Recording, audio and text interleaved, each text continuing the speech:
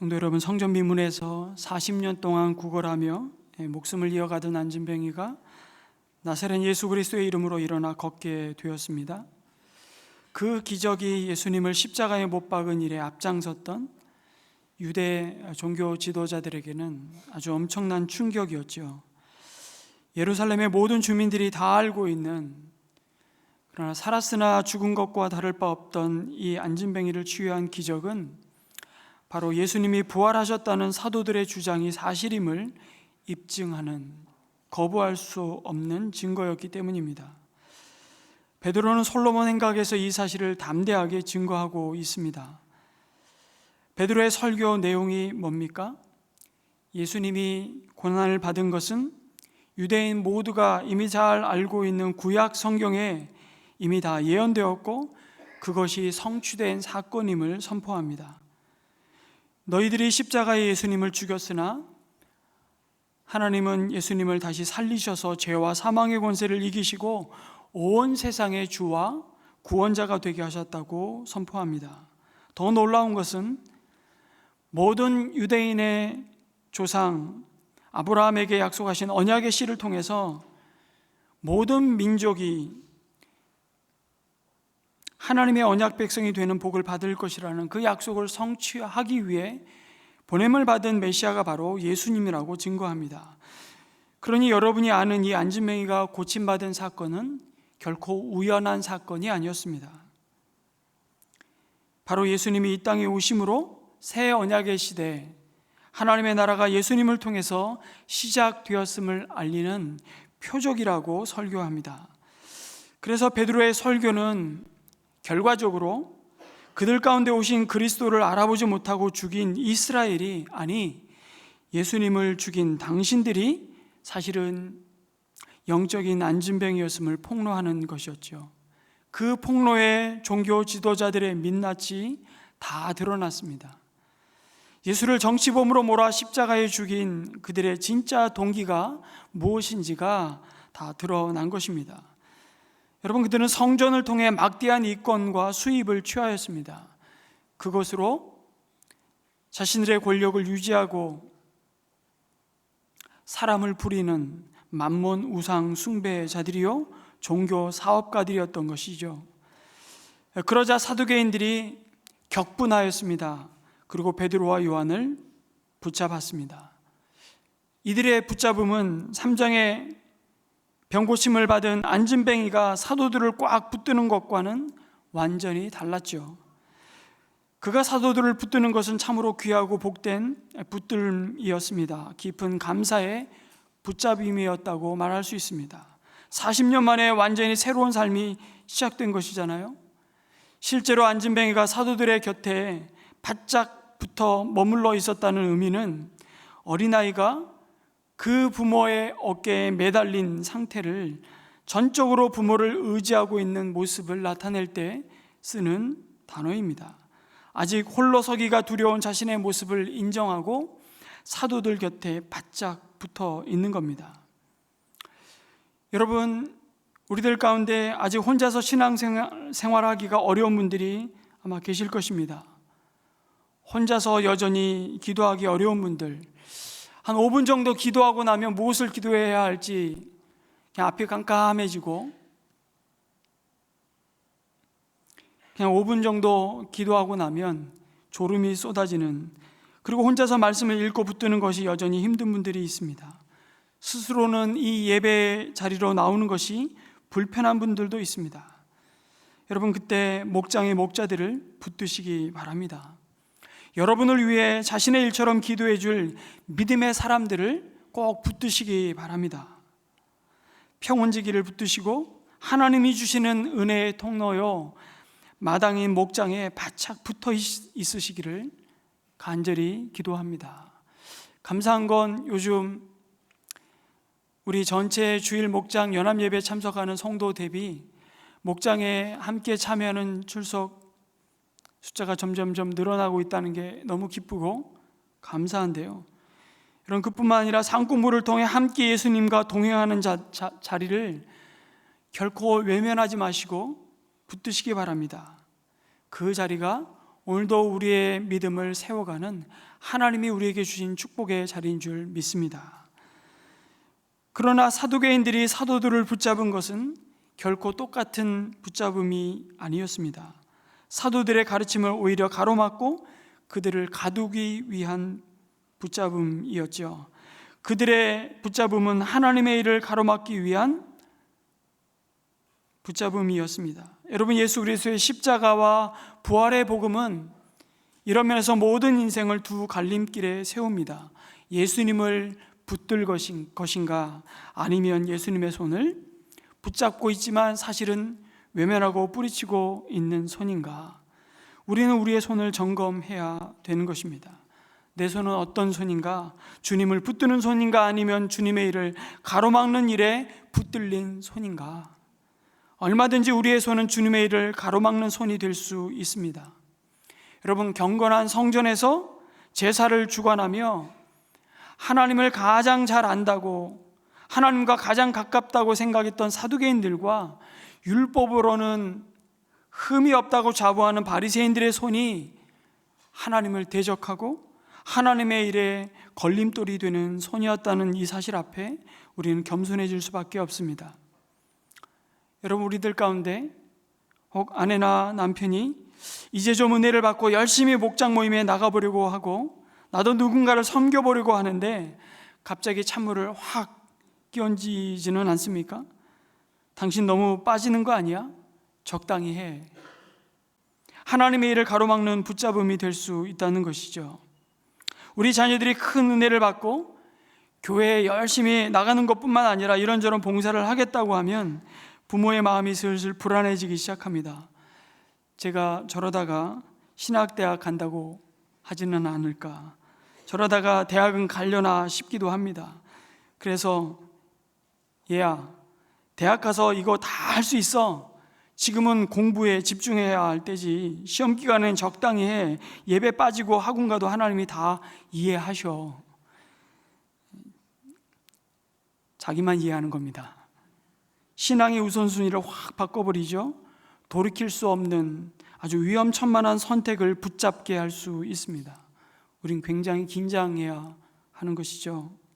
제자인가 팬인가라는 책을 많이 성도님들이 읽어보셨을 텐데, 그 책의 저자 아이들먼 목사님이 한 교회에 초빙을 받아 말씀을 전했습니다. 그때 집회가 마치고 한 남자가 찾아와서 자신의 딸이 신앙이 없는 남자와 결혼하고 싶다고 해서 굉장히 걱정이라고 상담을 요청해 온 것입니다.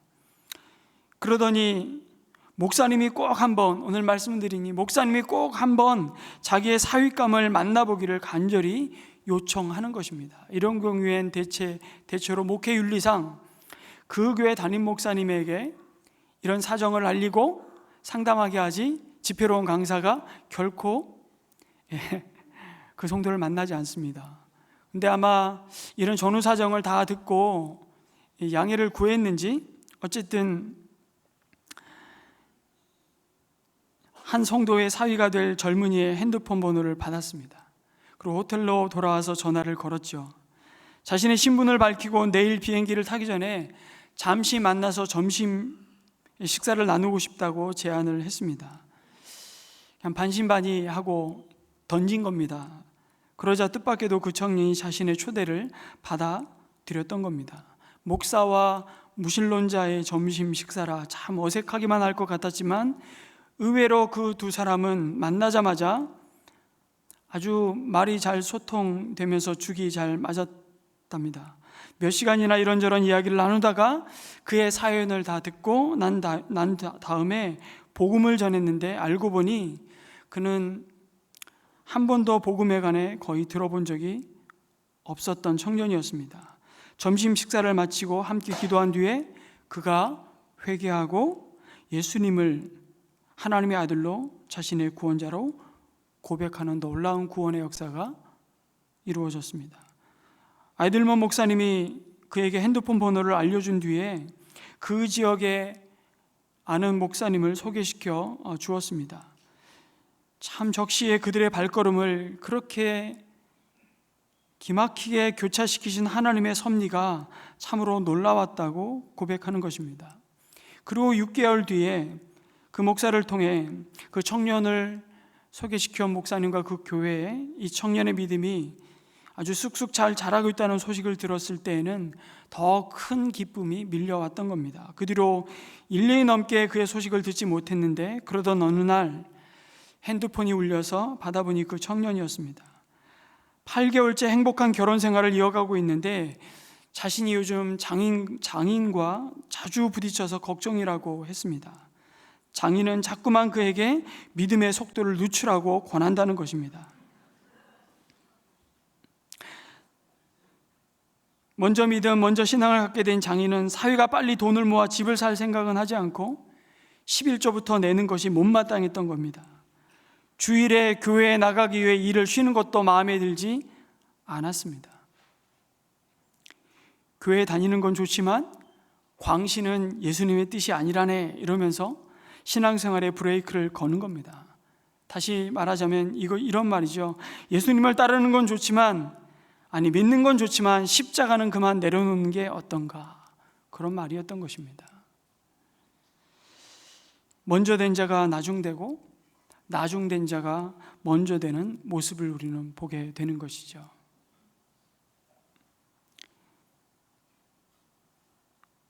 하나님이 행하시는 그 일을 가로막고선 걸림돌이 된 사도들을 사로잡은 사두개인들의 손과 다를 바 없는 것이죠.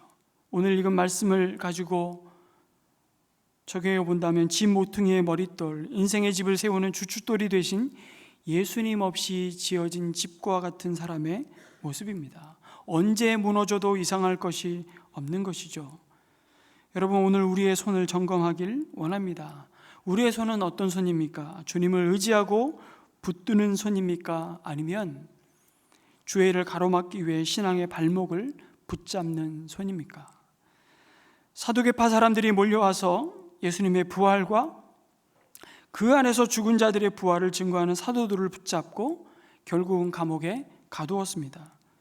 여러분, 그들이 베드로와 요한을 결박했던 이유는 단순히 죽은 자가 살아났다는 일반적인 부활을 말하는 교리적인 문제 때문이 아니었습니다. 그 부활이 자신들이 십자가에 못 박은 하나님의 저주를 받아 죽은 예수의 부활이었기 때문이죠. 더 나아가 예수님을 믿고 그를 따르는 자들 또한 부활할 것을 선포했기 때문입니다. 이것은 무엇을 나타내는 것입니까? 결과적으로 부활을 믿지 않는 사두개인뿐만 아니라 부활의 신앙을 갖고 있었던 바리새인들까지도 하나님이 보내신 메시아를 거부하고 죽인 하나님을 대적하는 자들이었음을 드러내었던 겁니다. 안진뱅이를 치유한 사건이 오늘 9절에 보니까 베드로는 이 착한 일이라고 말씀합니다. 안진뱅이를 일으키신 그 하나님이 행하신 착한 일이 그것이 부활하신 예수님이 행하신 일이라면 그 예수를 죽인 자들, 그리고 그 예수의 이름으로 병자를 고친 사도들을 신문하는 그들은 악한 일을 하고 있는 것이 너무 자명해졌던 것이죠. 그래서 그들은 격분했다고 말씀합니다. 단순히 기분 나쁜 정도가 아니라 그들을 죽이지 않으면 견딜 수 없는 모습을, 마음의 상태를 나타내는 것입니다. 예수도 죽인 자들이 예수님의 제자들을 또 정치범으로, 그리고 신성 모독죄로 누명 씌워 죽이는 것은 일도 아니었을 겁니다. 이렇게 복음이 거부당하고 성도들을 향한, 초대교회를 향한 핍박이 본격적으로 시작되었습니다. 사도들이 전하는 복음을 직접 들을 수 없는 위기가 찾아왔죠. 여러분, 근데 만약 이것이 복음을 전하는 마지막이었다면 역사상 기독교는 존재하지 않았을 겁니다. 그리고 복음은 소멸되었을 겁니다. 그러나 증인들의 고난과 핍박이 더욱 그 복음을 전진하게 하였죠. 고난이 찾아왔는데 그 생명력을 잃었던 것이 아니라 그 고난 속에서 더욱더 복음의 아름다운 열매들을 맺기 시작하는 겁니다. 4절 말씀을 우리 다시 한번 읽겠습니다. 같이 시작. 그런데 사도들의 말을 들은 사람들 가운데서 믿는 사람이 많으니 남자 어른의 수가 약 5,000명이나 되었다. 이것이 복음의 능력이고 신비입니다. 고난과 핍박은 복음을 가둘 수 없었습니다. 이어지는 사도행전의 역사 속에 지난주 보았던 3장과 그리고 10장과 11장만 제외하고 사도행전 28장의 모든 장에 복음을 대적하고 성도들을 박해하는 기록이 나옵니다. 초대교회 성도들에게 예수를 부인하게 만드는 위협과 고난과 핍박은 예외적인 일이 아니라 일상적인 것이었다는 것을 말씀하는 것이죠. 한쪽은 아주 집요하게 끊임없이 핍박을 했고, 한쪽은 또한 집요하게 끝까지 인내하며 믿음을 지켰습니다. 그런데 예수님은 이미 제자들이 겪을 이 모든 상황을 그들에게 말씀해 주셨죠. 누가복음 21장 12절에서 13절의 말씀에 이렇게 말씀합니다. 그러나 이 모든 일이 일어나기에 앞서 사람들이 너희에게 손을 대어 박해하고 너희를 회당과 감옥에 넘겨줄 것이다. 너희는 내 이름 때문에 왕들과 총독들 앞에 끌려갈 것이다. 그러나 이것이 너희에게는 어떤 기회가 될 것이라고요? 증언할 기회가 될 것이다.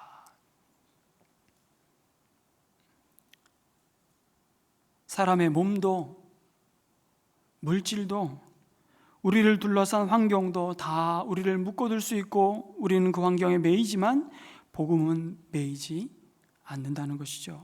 사도들은 갇혔지만 하나님의 말씀은 갇히지 않았습니다. 사도들이 전한 복음이 땅끝까지 전해지는 것은 그들의 능력과 그들을 둘러싼 상황에 달려있는 것이 아니라 성령의 역사였기 때문입니다. 그 사실을 누가복음 우리가 지난주에 묵상했던 12장 11절에서 12절로 주님은 동일하게 제자들에게 이미 말씀해 주셨습니다. 같이 한번 읽겠습니다. 시작. 너희가 회당과 통치자와 권력자 앞에 끌려갈 때에 어떻게 대답하고 무엇을 대답할까 또 무슨 말을 할까 하고 염려하지 말아라. 너희가 말해야 할 것을 바로 그 시각에 성령께서 가르쳐 주실 것이다. 아멘. 증인은 묶을 수 있어도 그 증인의 입에서 나온 증거된 복음은 가둘 수 없다는 사실. 증인의 입을 떠난 그 메시지는 이제 성령의 소유가 되었기 때문이죠. 사도들은 갇혔지만 복음은 갇히지 않았고 성령의 역사는 지금도 중단되지 않았습니다. 여러분, 핍박이 복음을 가둘 수 없음을 믿으시기 바랍니다. 오히려 기독교는 그 핍박 위에 성장했고 기독교에는 성도는 핍박을 받게 되어 있습니다. 그러나 그때 성도가 위로받으며 확인하는 것은 무엇입니까? 예수님이 자신을 포도나무여 너희는 가지라고 말씀하시며 이어주시는 말씀이 요한복음 15장에 나오는데 18절 19절 말씀을 보겠습니다. 세상이 너희를 미워하거든 세상이 너희보다 먼저 나를 미워하였다는 것을 알아라. 너희가 세상에 속하여 있다면 세상이 너희를 자기 것으로 여겨 사랑할 것이다. 그러나 너희는 세상에 속하지 않았고 오히려 내가 너희를 세상에서 가려 뽑아냈으므로 세상이 너희를 미워하는 것이다.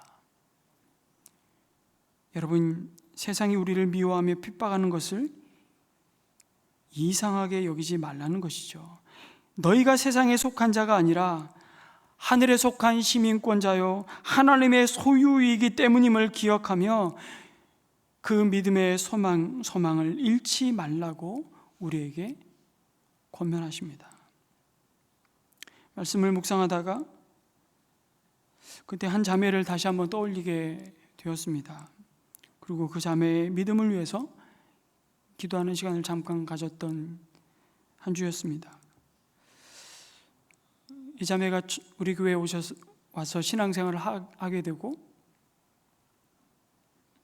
믿음이 자라면서 목장 모임을 통해서 아주 정말 그 믿음이 하나님께서 주셔서 그 믿음이 더 아름답게 정말 사랑스러운 믿음으로 자라가고 있는 때에 그 남편은 오히려 그 마음이 더 강팍해지기 시작했고 그 아내를 핍박하기 시작했습니다.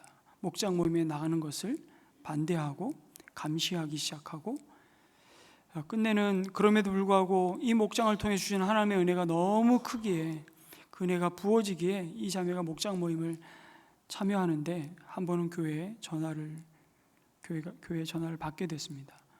지금 휘발유통 들고 내가 교회를 불사질러 가니까 기다리고 있으라고.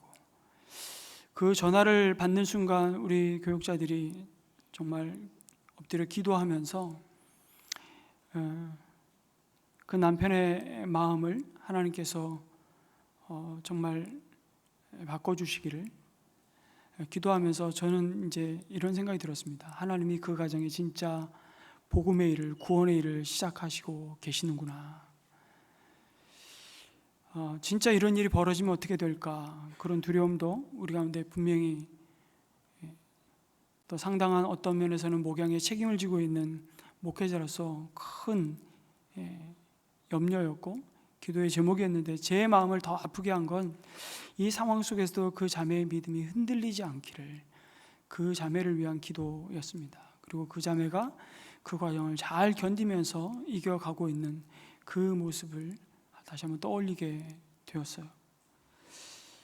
여러분, 이 말씀을 드리는 이유는 그 자매가 이제 이사를 가게 되고 정말 또 가정교회 이제 교회를 옮기게 되면서 제가 이제 이 이야기를 드릴 수 있는데요. 사도들을 가두고 이틀이 되어 그와 별반 다르지 않는 고난이 사도들에게 시작되었습니다. 재판이 시작된 것이죠. 마치 예수님을 불의한 재판으로 다루었던 이스라엘 모든 종교 지도자들이 사도들을 사로잡고 가운데 앉혀놓고 질문합니다. 그대들은 대체 무슨 권세와 누구의 이름으로 이런 일을 하였소? 여러분, 방금 그들이 늘 드나드는 성전에서 하나님의 놀라운 역사가 일어났습니다. 40년 된 안진뱅이가 처음으로 일어나 걷고 뛰며 성전에서 하나님을 찬양했습니다. 그들도 너무나 잘 아는 사람이죠. 지금 모두들 그를 보고 놀라고 있습니다. 얼마나 흥분할 일입니까? 얼마나 기쁜 일인가요? 그런데 대제사장들과 장로들, 율법학자들은 기뻐하지 않습니다. 전혀 흥분하지도 않습니다. 그러면서 사도들에게 질문하는 겁니다. 도대체 무슨 권세와 누구의 이름으로 이런 일을 하느냐고 신문하죠. 그들에게는 어떤 형식과 어떤 절차를 따라서 도대체 성전의 이 관리를 책임지고 있는 우리의 허락도 없이 이런 일을 했느냐가 중요한 것입니다.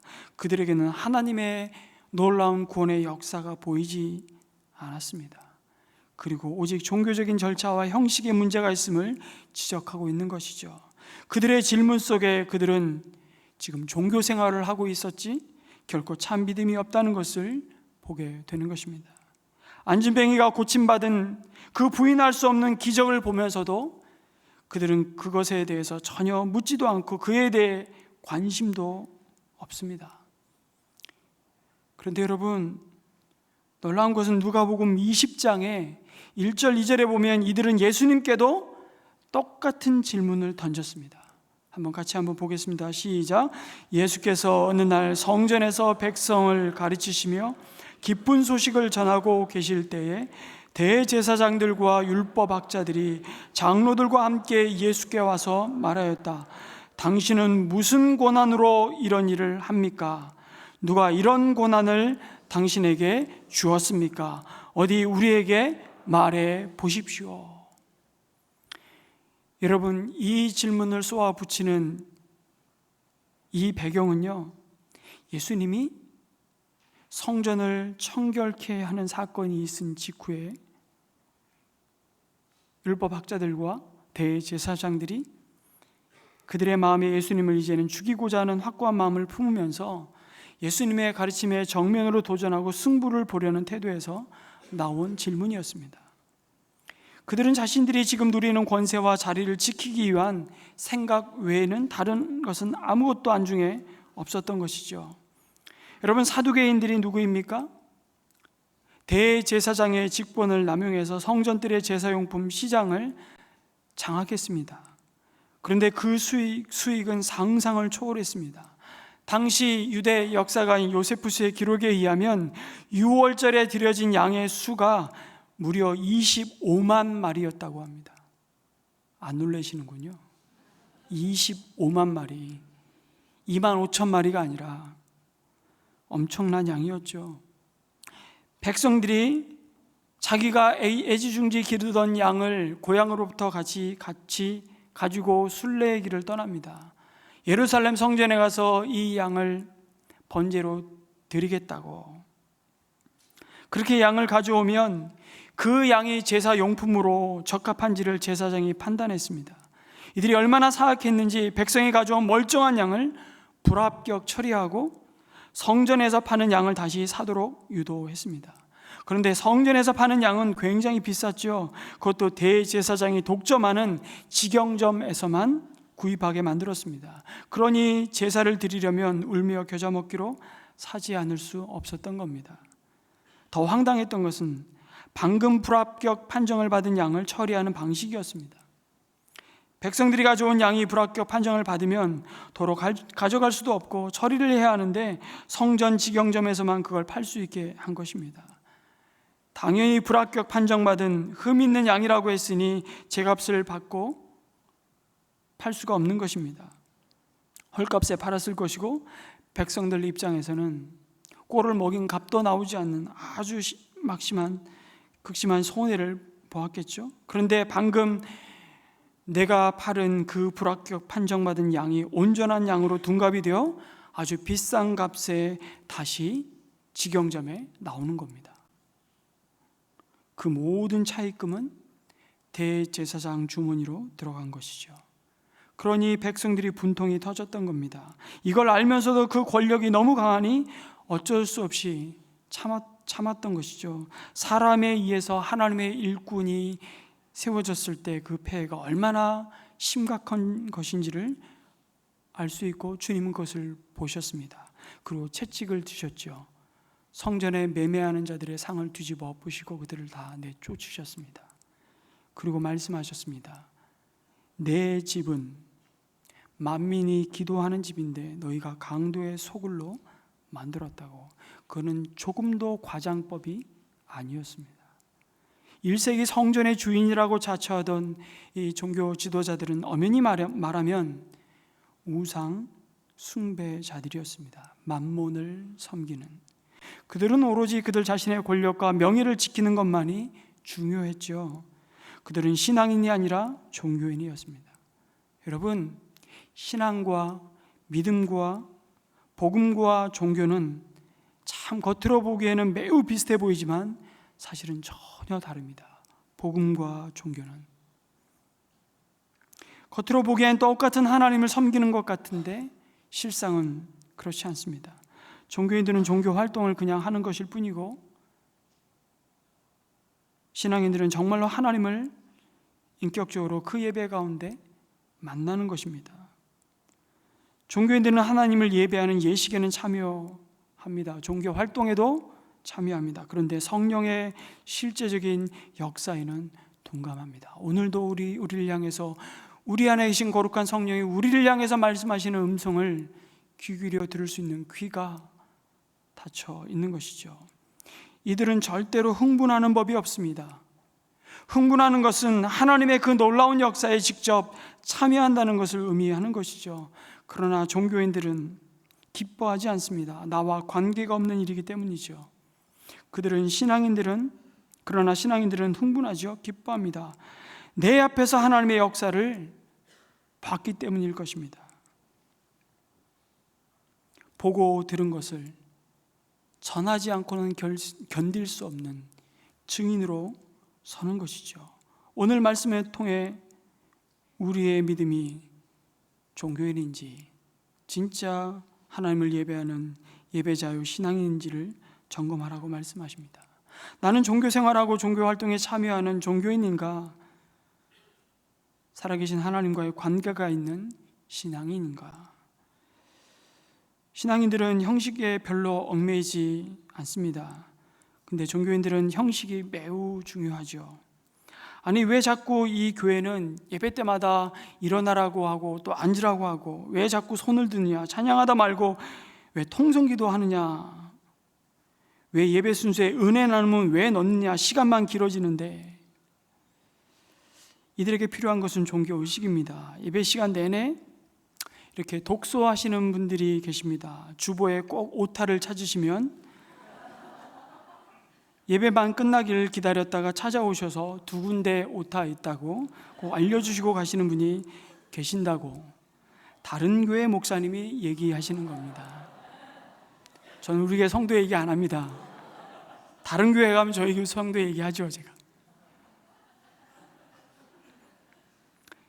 이분은 시력이 대단히 좋으신 분입니다. 그런데 영적 시력도 좋으시기를 기도합니다. 영과 진리로 예배를 내가 드리고 있느냐, 그렇지 못하느냐, 정말 우리의 마음을 기울여야 하는 부분은 바로 이 부분이죠. 8절에 보니까 베드로는 성령이 충만하여 그들에게 말하였다고 증거합니다. 신앙인은 성령으로 충만하여 예배하는 자들입니다.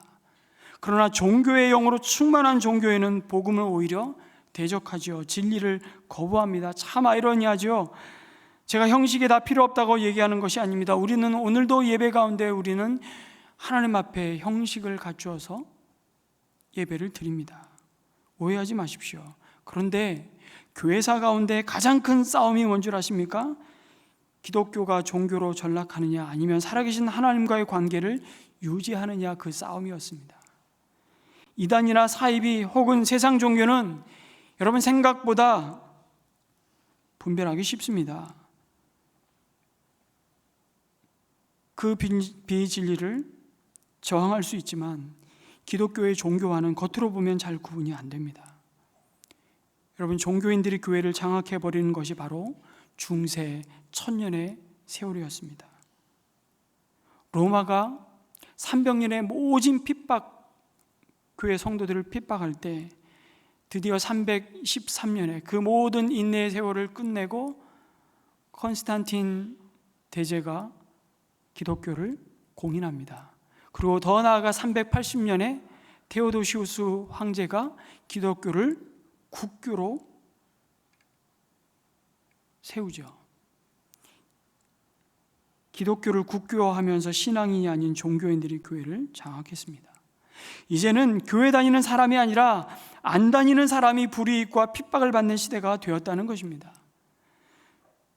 얼마나 놀라운 사건입니까? 신앙의 자유가 주어졌습니다. 자유가 주어졌을 뿐만 아니라 이제 세례받지 않으면, 세례 증서가 없으면 공직에 나갈 수 없는 시대가 된 것입니다. 그게 국교화되는 것입니다. 근데 아이러니하게도 이때부터 교회는 복음의 능력과 영광을 잃어버리기 시작했습니다. 종교화되기 시작한 것입니다. 사실은 유대 종교 지도자들이 사도들에게 너희들은 도대체 무슨 권세와 누구의 이름으로 이런 일을 행하느냐고 질문하지만 정작 하나님으로부터 이 질문을 받아야 할 자들은 바로 자신들이었죠. 그들은 하나님이 부여하신 권세와 이름이 아니라 사실은 로마 총독의 권세와 이름으로 이 일을 하고 있었기 때문입니다. 여러분, 대제사장도 종교화되기 시작하자 로마 총독이 임명을 했다는 것입니다. 그래서 예수님 당시에 오늘 말씀에도 대제사장이 한 명이 아니에요. 6절에 보니까 안나스를 비롯해 가야바, 요한, 알렉산더, 이 이름뿐이었겠습니까? 안나스는 가야바의 장인이고 가야바는 그 사위로 예수님을 십자가에 언도한 대제사장이었습니다. 무려 이 당시에 AD 70년에 로마 장군 티투스에서 예루살렘 성전이 돌 위에 돌 하나 남지 않고 다 무너지기까지 이 당시에 예루살렘의 대제사장이 85명이었다는 사실 아십니까? 성전의 종교는 철저히 세속화되었습니다. 그것을 베드로는 의도한 것은 아니지만 아주 뼈 때리는 말로 대답을 하죠. 너희가 도대체 무슨 권세로 누구의 이름으로 이런 일을 행하느냐? 10절에 이렇게 대답합니다. 여러분 모든 이스라엘 백성은 PPT 띄워주시기 바랍니다. 여러분 모두와 모든 이스라엘 백성은 이것을 뭐 해야 한다고요? 알아야 합니다. 이건 굉장히 강조형입니다. 반드시 알아야만 합니다 라고 번역하는 게 더 맞아요. 이 사람이 성한 몸으로 여러분 앞에 서게 된 것은 여러분이 십자가에 못 박아 죽였으나 하나님이 죽은 사람들 가운데서 살리신 나사렛 예수 그리스도의 이름을 힘입어서 된 것입니다. 그러니 이것을 꼭 알아야만 합니다. 지금 재판정에서 누가 피고인이고 누가 재판관들인지를 알 수가 없습니다. 위치가 뒤바뀐 것 같습니다. 그런데 여러분, 종교 지도자들의 위협 앞에 베드로가 10절과 같이 답변하지 않고 그냥 이 병자를 하나님이 고치셨습니다 그랬다면 어떻게 됐을까요? 하나님이 그를 고쳤다고만 해도 틀린 말은 아니니까 공연히 적대감을 불러일으키지 않고 위기를 넘길 수 있었을 겁니다. 그런데 굳이 10절에 이어서 11절과 12절에는 아예 베드로가 그들의 가슴에 대못을 박아버립니다. 같이 한번 다시 읽겠습니다. 시작. 이 예수는 너희들 집 짓는 사람들에게는 버림받은 돌이지만 집 모퉁이의 머릿돌이 되신 분입니다. 이 예수밖에는 다른 아무에게도 구원은 없습니다. 사람들에게 주신 이름 가운데 우리가 의지하여 구원을 얻어야 할 이름은 하늘 아래 이 이름밖에 다른 이름이 없습니다. 아멘이십니까? 아멘. 그런데 우리는 아니 꼭 이렇게까지 해야 될까요? 이것은 오히려 복음에 대해서 반감만 키우고 전도의 문을 막아버리는 지혜롭지 못한 처사가 아닌가라고 생각할 수 있습니다. 그러나 여러분, 그 선포는 베드로의 생각이 아니라 성령이 충만하여 성령의 말하게 하심을 따라 말하고 있는 믿음의 순종이었습니다. 오히려 교회가 여러분 스스로 복음을 물타기하고 희석시켰을 때 복음은 활력을 잃고 교회는 세상과 다를 바 없어지고 전혀 박해를 받지 않았는데도 스스로 세속화되었습니다. 여러분, 사탄이 우리에게 뿌린 교묘하고 독한 거짓말이 있습니다. 그것은 복음의 가치를 변질시키는 것입니다. 어떻게 해요? 얘들아, 세상에서 성공한 사람이 되고 세상이 부러워하는 자리에 앉는 것이, 모두가 주목하는 그 자리에 앉는 것이 복음의 능력을 증명하는 길이라고 속이죠. 영향력 있는 자리에서 복음을 전하면 더 많은 사람에게 더 효과적으로 복음을 전할 수 있을 것이라고 말합니다. 그런데 그것은 가장 교묘한 거짓말입니다. 지금 나를 두신 그 자리에서 복음을 전하라고 말씀하시죠. 여러분, 사실 역사적으로 그리스도인이 사회에 힘을 가지고 다수였던 적은 단 한 번도 없었다는 사실을 꼭 기억하시기 바랍니다. 기독교가 국교가 된 것은 쪽수가 많아서가 아니었습니다. 그들 가운데 권세자, 문벌 좋은 자, 가진 자가 많았기 때문이 아니었습니다. 기독교의 선한 영향력 때문이었죠. 늘 성도는 그렇게 이 땅에서 소수로 사는 법, 약자로 사는 법을 배웠습니다. 그리고 성령님은 그들의 믿음을 끝까지 지키시고 도우셨습니다. 이것이 이 인내가 로마 제국을 이긴 믿음이었음을 믿으시기 바랍니다. 그리고 오늘 우리의 믿음을 지키십니다. 2000년이 지나 바로 오늘 이 땅에서도 같은 일은 반복되고 있습니다.